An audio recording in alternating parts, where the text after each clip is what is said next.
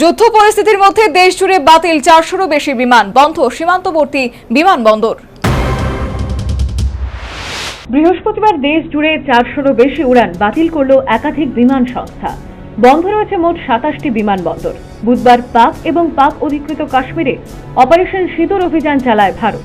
তারপরই দেশ জুড়ে বাতিল করা হয় ২০০রও বেশি উড়ান।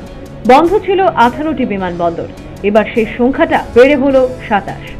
শ্রীনগর, লে, জম্মু, চণ্ডীগড়ের পাশাপাশি তালিকায় রয়েছে অমৃতসর, লুধিয়ানা, ভাটিন্ডা, পাটিয়ালা, হালওয়ারা, পাঠানকোট, ভুন্তার, শিমলা, গাগ্গাল, ধর্মশালা, কিষানগড়, জैसलमेर, जोधपुर, बीकानेर, मुंद्रा, जामनगर, राजकोट, परबंदर, कांडला, केशोद, भुज, গোয়ালিয়র এবং হিন্ডন বিমানবন্দর। আগামী 10 মে সকাল 5টা 29 পর্যন্ত এই বিমানবন্দরগুলিতে কোনো যাত্রীবাহী বিমান ওঠানামা করবে না, এমনটাই দাবি করা হচ্ছে একাধিক সর্বভারতীয় সংবাদ মাধ্যমে। প্রসঙ্গত, পহেলগাঁওয়ে জঙ্গি হামলায় 26 জনের মৃত্যুর বদলা নিতে মঙ্গলবার গভীর রাতে অপারেশন সিঁদুর অভিযান চালায় ভারতীয় সেনা।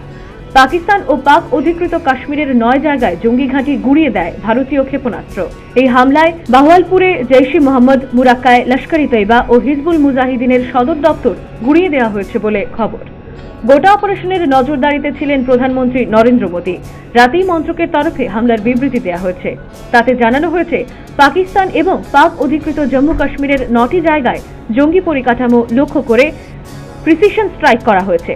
যেসব জায়গায় বসে ভারত সন্ত্রাসবাদী হানার পরিকল্পনা হয়েছিল এবং নির্দেশ দেওয়া হয়েছিল, সেখানেই ভারত আঘাত হেনেছে। সূত্রের খবর, নিরাপত্তার কথা মাথায় রেখে উত্তর, পশ্চিম এবং মধ্য ভারতের এই বিমানবন্দরগুলি বন্ধ রাখার সিদ্ধান্ত নেওয়া হয়েছে।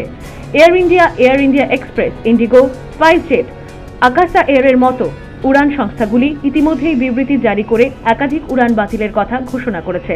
National bureau report, news vanguard.